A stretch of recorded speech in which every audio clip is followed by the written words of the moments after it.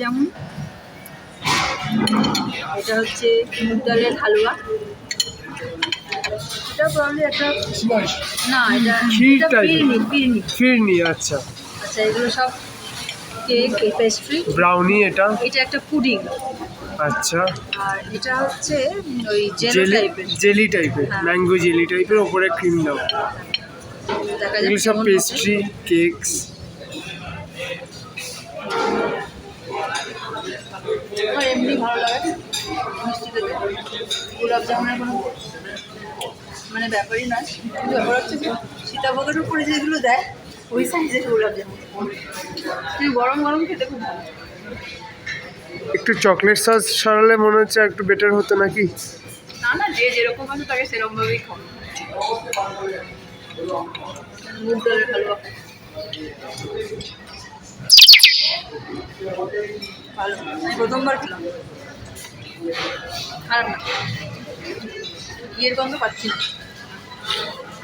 ঘি দেয়নি, ডালডা দিয়েছে। মনে হচ্ছে ঘি দিয়ে করে।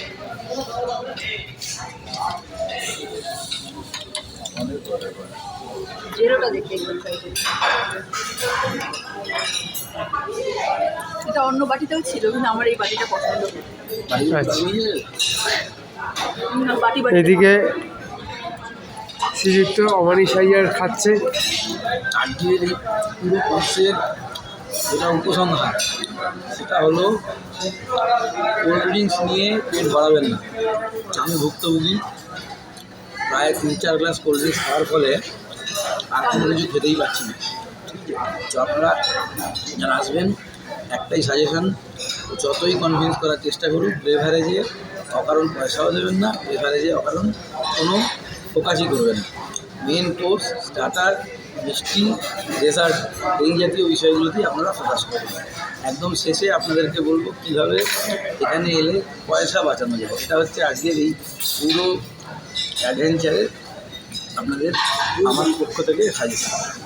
আমার অল্প নিয়েছে। আমি যেটা বলতে চাই, মেন করে তো সাঁতার যাই খাও, ফুচকাটা নিও, ফুচকাটা খেলে ফুচকাটা নিও। ঠিক আছে, এবার চলে আসি মেন ব্যক্তির কাছে।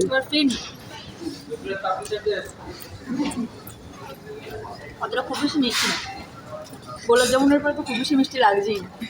তার মানে এটা অমানিশ আইয়ার কি টেস্ট করতে পারে? একদম সুগারের রুটিটা খেতে পারবে, ঠিক আছে। যে কোয়ান্টিটিতে বাটিতে ভরা আছে ঠাকুরের প্রসাদের মতো। আচ্ছা।